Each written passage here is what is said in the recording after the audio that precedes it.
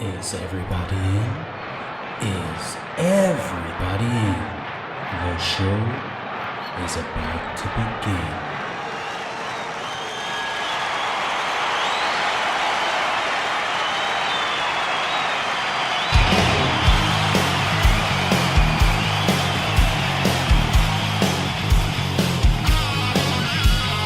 Welcome to the podcast, concerts that made us, interviews and stories, tales from the bus. We love taking you back to when it all went down. The greatest live shows and that cheering crowd sound. It's concerts that made us, concertsthatmadeus.com.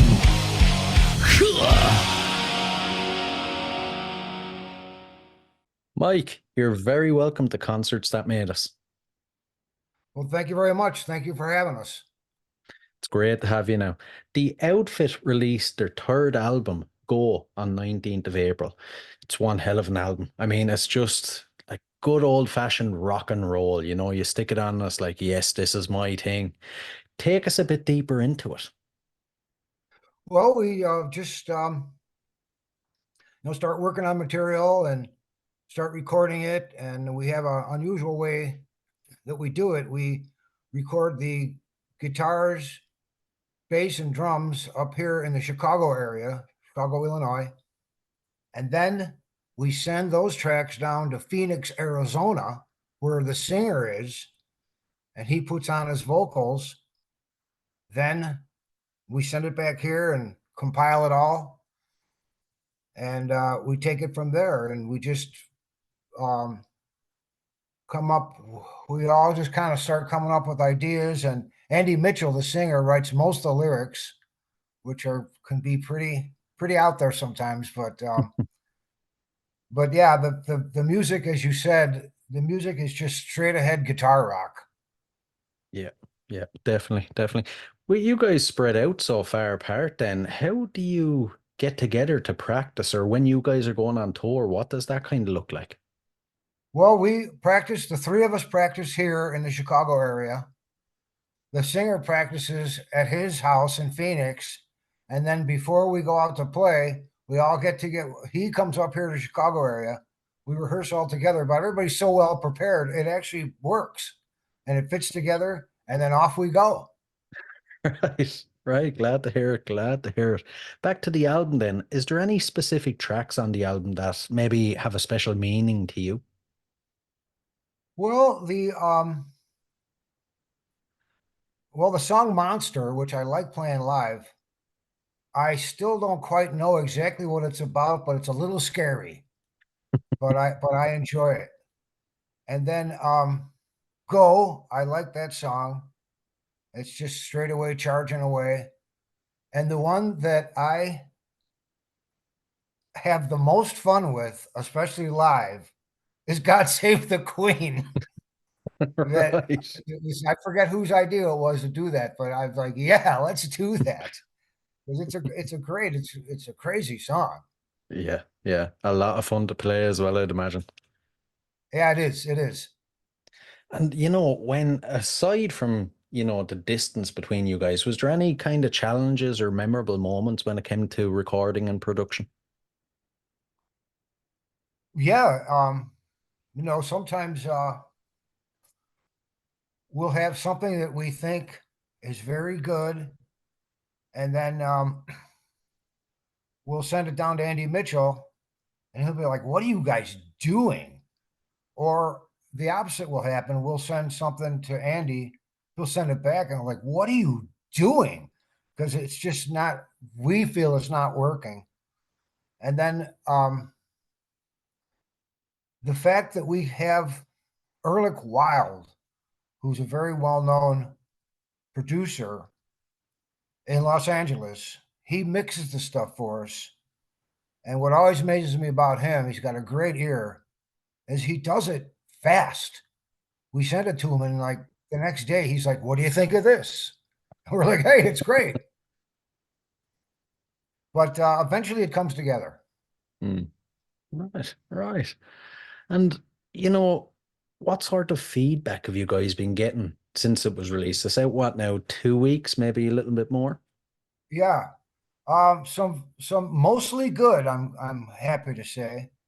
Um, some people have picked out a song that's on there called Mountain, and that is getting some good reaction. A song called Big Eyes, which is getting some good reaction and lots of streaming and this type of thing.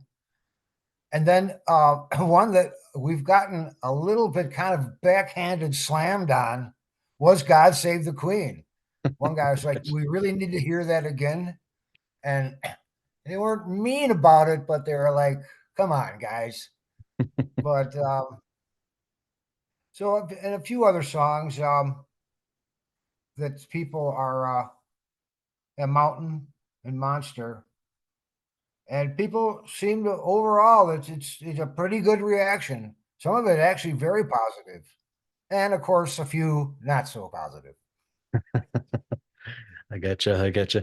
Now, for any listeners that maybe have not heard of the outfit, maybe have not heard of the outfit before, can you give us a kind of a brief history of the band, how you guys got together, stuff like that? Because not to say you're not serious about the band, but you guys look like a group of friends who are just having fun, if you get what I mean.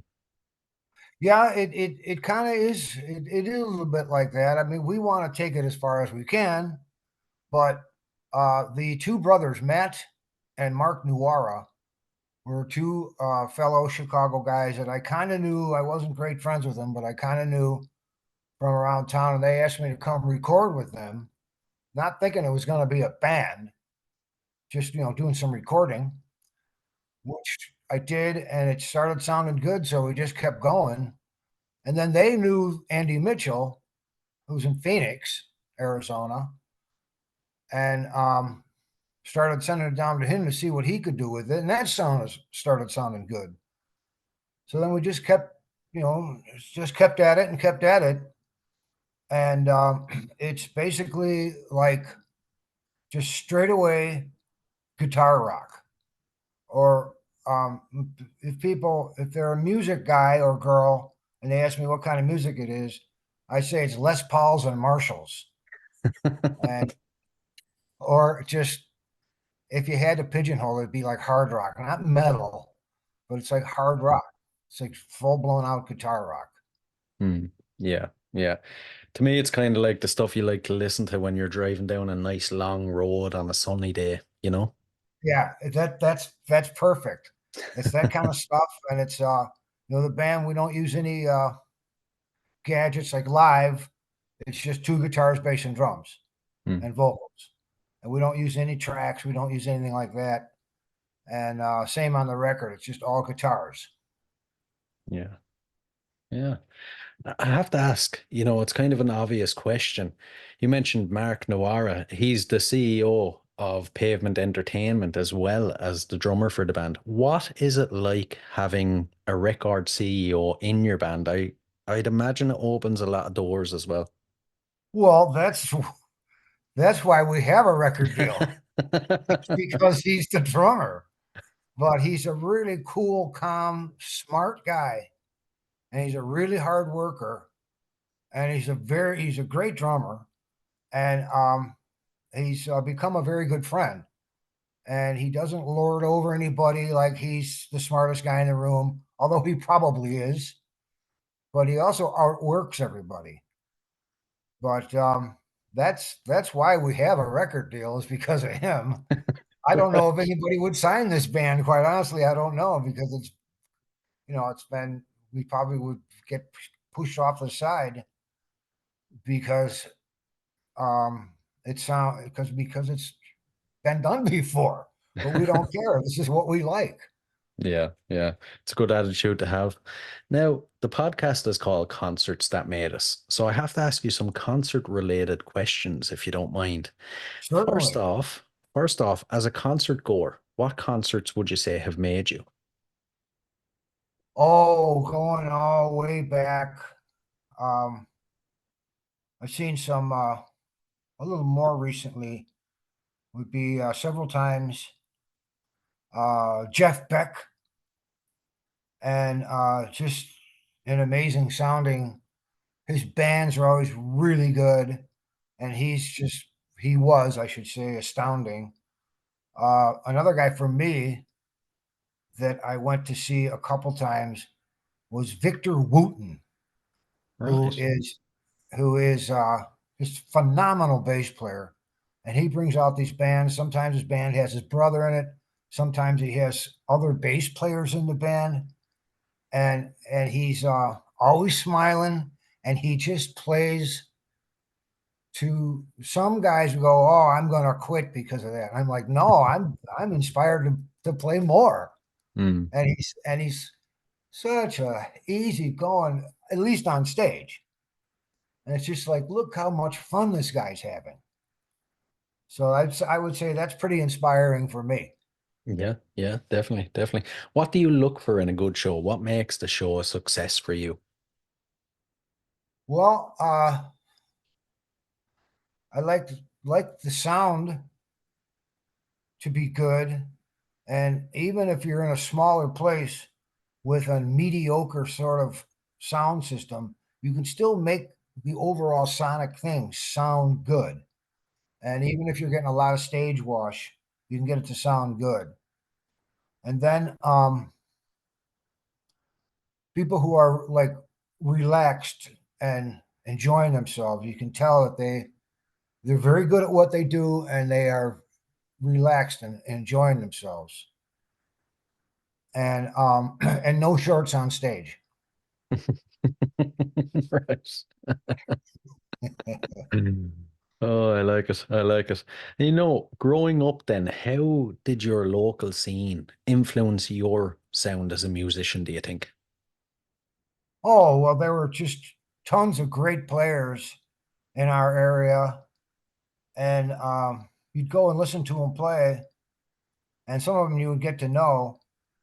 And some of the guys when I was a younger guy, some of the older guys that I would actually talk to, they were like, wouldn't get all crazy. They were like, don't get all crazy about the gear. Just get gear that you know will work and that it's decent. But they're like, it's the driver, not the car. So just concentrate on how you are feeling when you're playing. I thought that was some really good advice I got from guys who were just a little older at the time and were just phenomenal players. And they were just sort of like just put yourself into it. And I thought that was that influenced me. I heard that from a couple different people. Yeah. As That's opposed, that's I'm sorry, go ahead. I was just going to say that's some pretty amazing advice, especially for a young musician.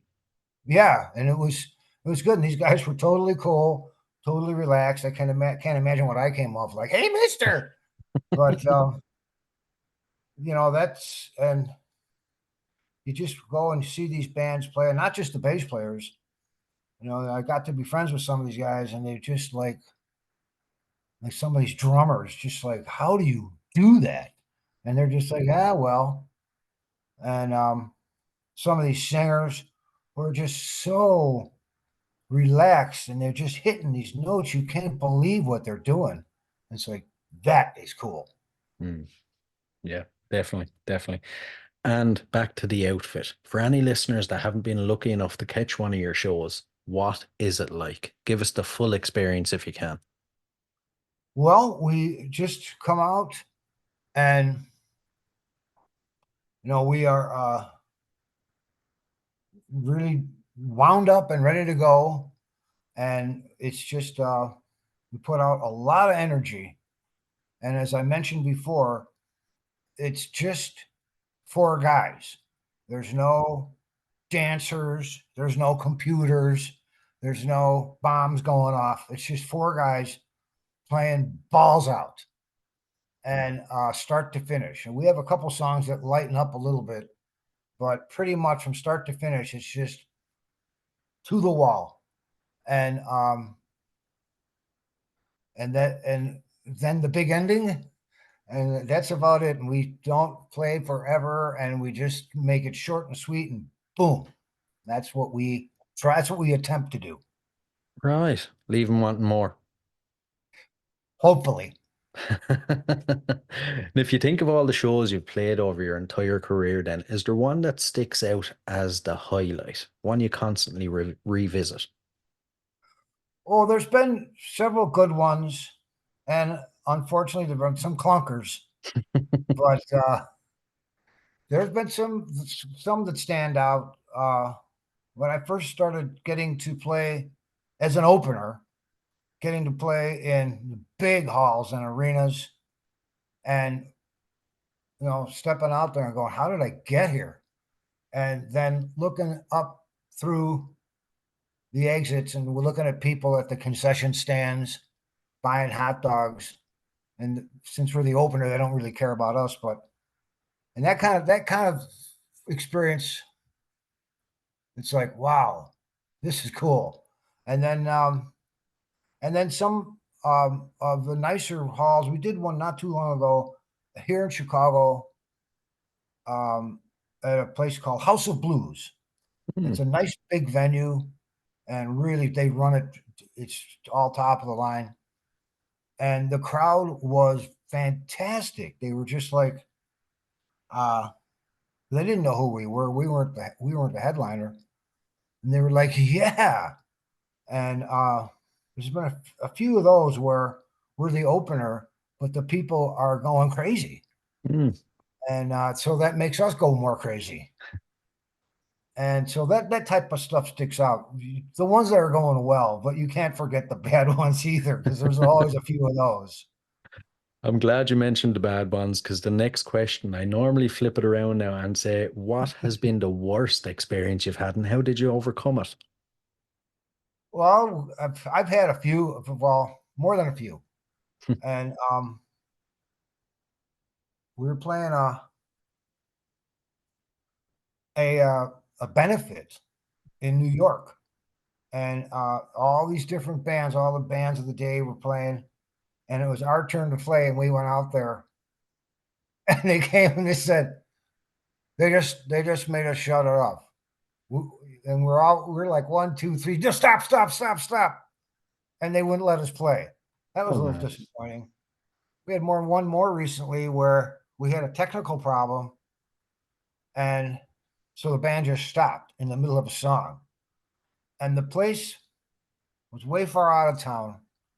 There weren't many people there, and I think some of the people had probably been doing a lot of day drinking, and we started getting some pretty nasty heckles because the place was Right.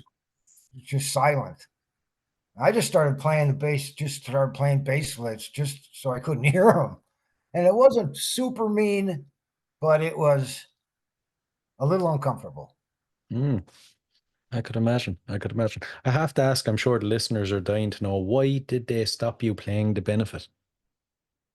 Well, they said that the hall they were the time was up, and they didn't have the hall anymore. Right. And I think they were just trying to screw us, but I don't know. And you never know. Sometimes those New York guys, you don't know quite what's on their mind. Mm. Wait, I should probably take that back. That's going to sound bad. We have nothing but love for New York. Right, right. And when it comes to showtime, then your pre-show and your post-show, how do you guys psych yourselves up? And then afterwards, how do you wind down? Well, beforehand, we just there's a little bit of warm up vocal. Um, Everybody's just pretty much relaxed, really. And then it's like, okay, let's go. And then that's when the switch gets flipped. So as we get on stage and get set up, like all strapped in and everything, it's like, okay, now, boom. And then afterwards, if everything went well, which most often it does, I'm glad to say, um, we everybody's just like, all right, okay, and then we'll pick out a few things that we kind of slopped through, like that hopefully the audience didn't notice. but it wasn't like rehearsal where a part got jammed up or somebody went off the wrong way. But everything recovered pretty quickly. And we're like, oh, we can't do that again. And then everybody's just like, okay. And then we're done, and then we're on our way. Right, right. Nice and easy, nice and easy. So, before we dive into the last couple of questions, then, future plans that are set in stone. I know you guys are heading on tour for the summer. Well, we we're actually booking stuff now. We have a few things booked here in our general area, and then we are working on out of town stuff that actually probably wouldn't start up till like September. But we are going to start playing out. We're playing a big festival next week out here in the Chicagoland area. Big festival, multi-act, bill festival, and then a couple other big like suburban festivals in the area, and then we hope to get out of town, and that's what we're working on now. Right, right. The big festival next week, is that Patriots Fest? Yes, it is. I was actually surprised to see you guys on the bill because is that not a country music festival? Well, it's we don't ask too many questions because we're probably lucky to be on the bill. If you ever seen those big festival bills where the print is up here and it gets smaller and then smaller and then smaller and Hmm. smaller, and there we are, right down there in the corner. And Right. we're like, we feel like we're lucky to get it at all. And yeah, it is. The promoter was like, "Yeah, I want you guys to do this." And we were looking at the other guys, and it's other than the headliner is Three Doors Down, and they're a rock band. And then they're going to have Ted Nugent, Mm. who we played with before.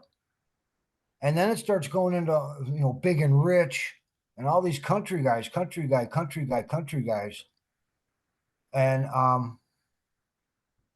then down to us.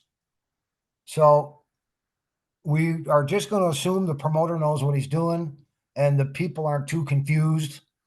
And uh, it's an unusual lineup, that's for sure. Mm. Mm. I'd say it's going to be a good mix though, a good night, a good night. I'm sure it'll work out. Yeah, definitely, definitely. Right, we'll dive into the last couple of questions. So these are a couple of random fun ones, but I'm intrigued to see your answers. First off, what are you currently obsessed with? It can be anything at all. Oh, I better be careful with that. Um, well, I want to for the summer, I want to buy an old car to ride around in. And I've had some cool big old American cars like from the 60s. You can Yeah. still find them. And I am looking around. I don't want to spend too much, but it's a fun car as long as the radio works. And they don't have to be perfect, but big Mm. old Buicks and Oldsmobiles and stuff like that. They're just gigantic cars with all this chrome and all this stuff on it.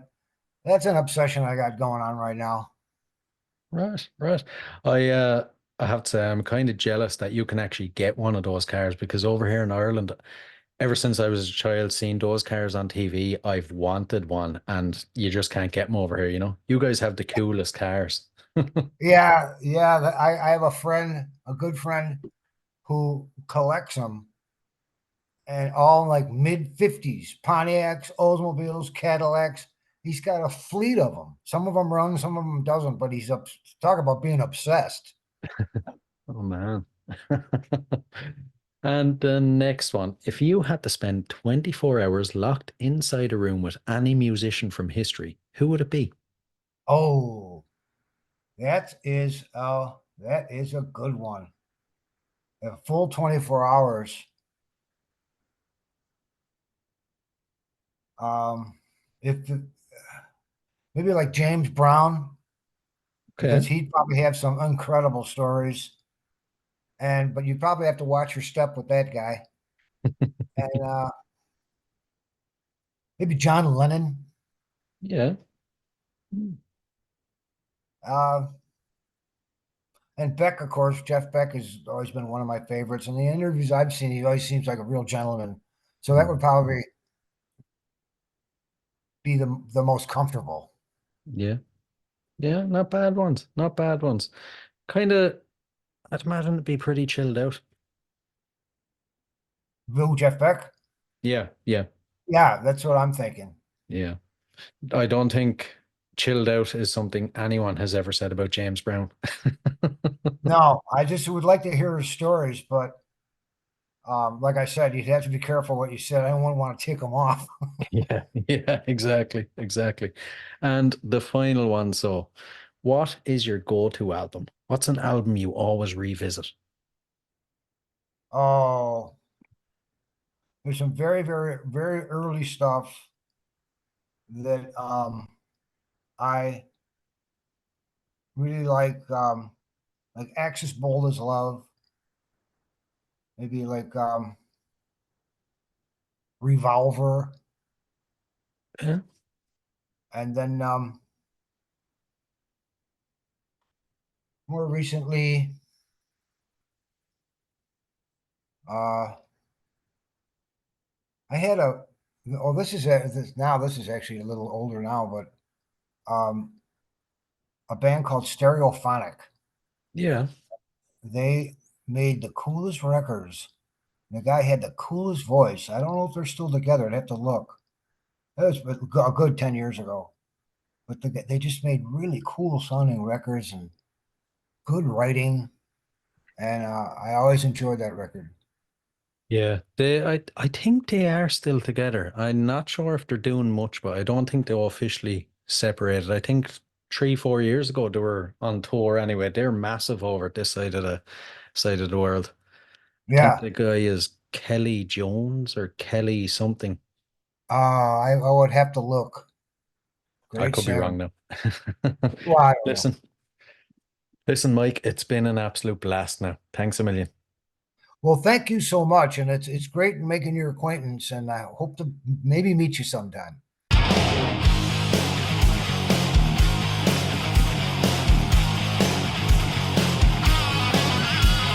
Welcome to the podcast, conscience that made us.